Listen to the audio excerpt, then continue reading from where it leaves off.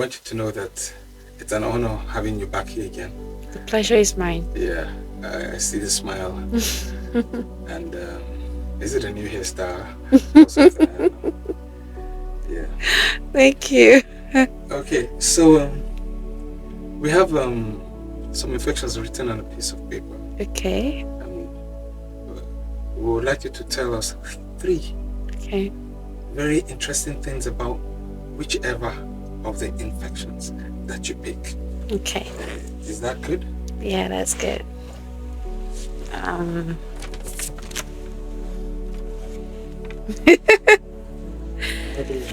This says herpes. Yeah. Okay. 1. At least 3 out of 5 sexually active people most likely are carriers of herpes. Number 2.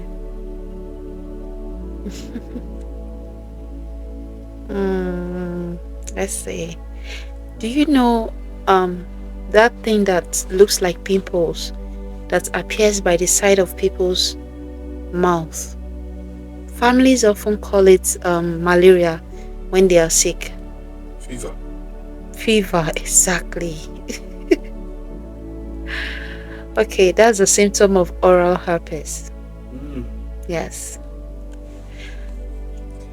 The third one,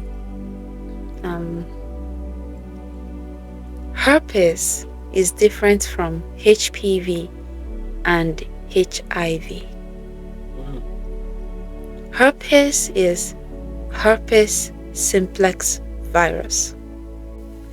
HIV is human immunodeficiency virus.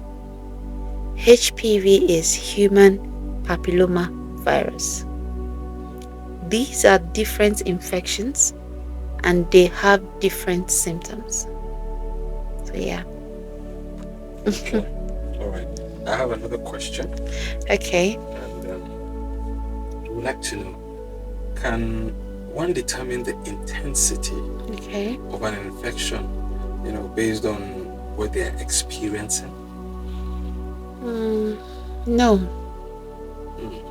You cannot determine the intensity of an infection based on what you see, what you heard, what you think you know, and even your experience. Or feelings. Exactly. And this is simply because our bodies are unique to their own. I'll give you an experience, right? During the week, someone reached out to us. He's a man. He said he has genital warts. He said he has gone to the hospital and they recommended some drugs to him. He got them, but none has worked for him. He said he would like to try out our remedy and he would love for us to recommend which one he should get. So after the consultation, we recommended a certain pack to him. Immediately he saw the pack. He was like, "This is much, oh. Is it because of this tiny what?" That's a good thing. It's supposed to be a good thing actually. But he was like, "Is it because of this tiny what that you want me to get all this?" See, the reason why I decided to get this is because I don't want it to affect me in the future. You won't believe it, we were just laughing. Because he doesn't understand that whether you have this size of wart or you have this size of wart on your body, it doesn't change the fact that you are infected with HPV. And the virus is known to attack the reproductive organ of anyone that catches it. That's why women experience cervical cancer when they are infected with certain strain of the HPV. And then you see some men also develop penile cancer later in life. So women are the only ones who can be tested for this virus. Men cannot be tested for it. And the fact that he went to the hospital, they most likely saw the worst and were like, okay, this is what you have. But he doesn't understand that it is not later in life that he should be worried about. He should be worried about it now. Because as long as he has the virus, if he meets with his partner and decides to procreate, there are high chances of his babies carrying the same virus. Wow. So he would pass it on to them. So now he cannot even say he would be able to determine the type of strain that he's infected with, because men cannot be tested for the virus as we speak. Wow. So they have to rely on either symptoms, yes, or the test that comes from their partners. Their partners, exactly. Wow. Now, I would like us to talk about 3 scenarios, right? There are symptomatic carriers of infections. There are asymptomatic carriers of infections. And the third one is that the body, every human body, process information as it likes on its own. Differently. Now, the symptomatic carriers of infections are people who, once they come in contact with an infection, they immediately start to see symptoms. You know? Okay. Yeah. And then the asymptomatic carriers are people who, once they come in contact with an infection, they are not even aware that they got infected in the first place. They don't feel anything. They don't know anything. They just live their lives. No symptoms. No symptoms. These are people that go around infecting other people. And if they don't really think about it, or if those partners don't tell them about it, they may not know that they are the common factor, in this cause. That's when you will see husbands and wives, boyfriends and girlfriends, and either one of the two would say, oh, I have symptoms of infection, and the other one who doesn't have the symptom will say, I'm not the one that gave it to you. Where did you get it from? Oh, I am free. I don't have anything. We've even had people that reached out to us. They were like, oh, they want to get remedy for infections. By the time we asked them to treat alongside their partners, they would be like, my partner is not infected. Your partner is not infected. How? Well, my partner doesn't have any symptom. Then we start to educate them about these things. So a lot of people, you'll see some people, they would come out, they'll be like, I've never been sick all my life. I've never carried an infection all my life. But then you ask them, have you engaged in coitus? They said yes. Have you had multiple partners? They said yes. So there is no possible way that you have been in the bedroom with multiple people that you did not get infected. At one point or the other, at least. Yes, with an infection. Because the side effect that comes with sex, coitus, is infection, whether you like it or not. So it's the common clause that comes with it. You can't hide from it. You have to decide on how you want to live your life, how you want to get yourself tested to know your status on these things. This brings me to the third scenario. The body processes information however it pleases. Now, the first 2 types of people, carriers, fall under this. An asymptomatic patient who doesn't show symptoms of infection may start to develop symptoms later in life. Maybe when they're in their 40s or in their 50s. They've partied hard, they've done all the things they want to do in their lives. And then when they get to like 45, 50, 60, oh, you have rheumatoid arthritis. Wow. Oh, you can't move. Oh, you're developing this. Some people even go to bed and they don't wake up. A lot of times, people often look down on, oh, I'm not infected with anything, so I am clean. We've met people who, by the time they start to share their experience, these were people that never fell sick, never had to take Panadol, never had to treat themselves all their lives. By the time they got to their 50s, they fell sick. There was an older woman I was chatting with who, this was her case, right? You won't believe it that she said she had the out-of-body experience at some point because they ran all the tests they could on her, but they could not find anything. She said till date, she herself doesn't know how she got well. She doesn't know how she got better because the doctors got tired of her. Her husband had to just take her back home. Now, the second people who are symptomatic patients, carriers, can also fall under this because these are people that their bodies exaggerate symptoms of infections. So they can come in contact with, let's say, herpes, and before you know it, they're having fever. They're having to treat malaria. We've seen people that would say they've practically been treating malaria every month. Now, you know that to take malaria medication, they said, is it once in 6 months or once in 3 months? Because of how powerful that drug is. Yeah.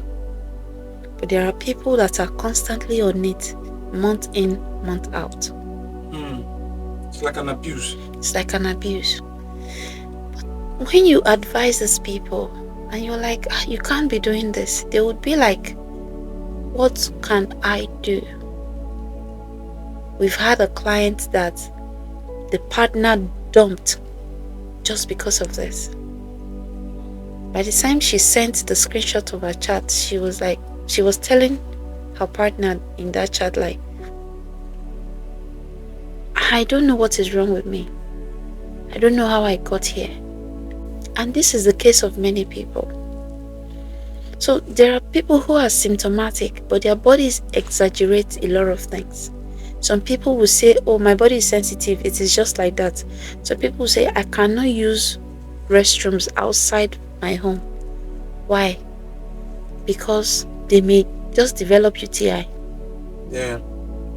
So these are things that happen, and everybody, I believe, should know and understand that you can't just think that because of these symptoms, because of this is how the infection should be, or this is how my body should respond to an infection, that you can never tell.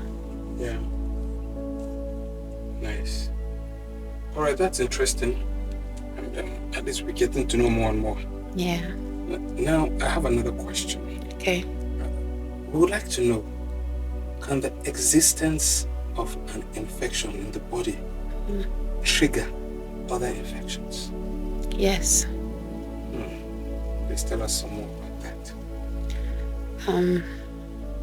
The existence of an infection can trigger others. For example, infections like staph, gonorrhea, even herpes can trigger UTI in the body when one has been exposed to it for a long time. There are women who would say, oh, they developed PID, their fallopian tubes are blocked. By the time you go down and you start to carry out investigations, you realize that this started with certain types of infections that they were infected with, in the early days. It could be staph infection. It could be just gonorrhea, Even chlamydia sometimes, prolonged exposure to certain bacterial infections can also trigger chlamydia in the bodies of women too. Yes. So, yes, it is very much possible. Okay. And I would like to be more specific now. Okay. Now, if there is an existing viral infection in the body, yes, and the carrier comes in contact with a bacterial infection, yes, does the viral infection make it more difficult to eradicate? That is, does the existence of the viral infection make it more difficult to eradicate the bacterial infection? Yes. Oh, wow. Okay. You see, bacteria can plan. Bacteria knows how to invade, how to target you, how to calculate your system and take over. So, a lot of times in this part of the world, people like to self-medicate. And then people often presume that what they have is just an easy bacterial infection. Whereas sometimes, or a lot of times, what they have are viral infections like hepatitis, like HIV, like herpes, like HPV. Now, when they have these infections, they may also have the bacterial infection, because come to think of it, many people like to buy mama put. Many people don't really consider their hygiene, they just leave toilets, lifestyle.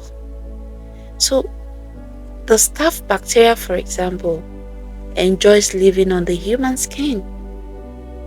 So it can easily invade the body if you do not practice good hygiene or look after yourself. And when this happens, it enters the system, and then it starts to build an army. The first few days that people come in contact with it, they may start to use the toilet, diarrhea, and then abdominal pain sets in, then fatigue, headache. They go to the nearest chemist, they run a simple test, they say, it is staph that you have. Don't forget, some of these people, a lot of them already have viral infection existing in their bodies. Yes, but because they've gotten antibiotic medication recommended to them by the chemist, they take it. It appears as if it's gone because bacteria can hide. Kind of subsides. Yes, it subsides. Temporarily. Yes, but they are not aware of it. Few weeks down the line, the symptoms come back. In fact, when these symptoms come back, it's more. Now, when it gets to this stage, these people, because they are uninformed, they'll go back to the same chemist and request for the same type of antibiotics that they took a few weeks ago. Yeah. Now, bacteria will start playing turns in them. The virus is already in their system, enjoying itself, because viruses do not respond to antibiotics. And then that's where the bacteria now has the opportunity to go and hide.